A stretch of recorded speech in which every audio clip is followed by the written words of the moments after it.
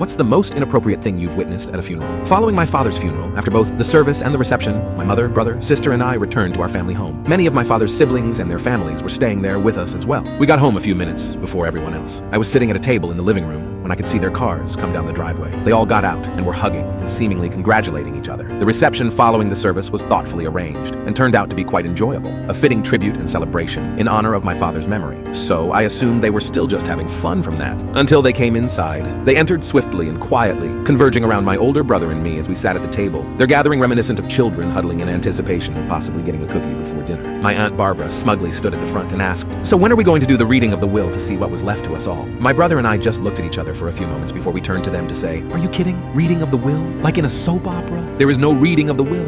Everything that belonged to my father now just belongs to my mother." The look of defeat, but not shame, was disgustingly transparent. They were supposed to stay another few nights. They packed up and left that afternoon.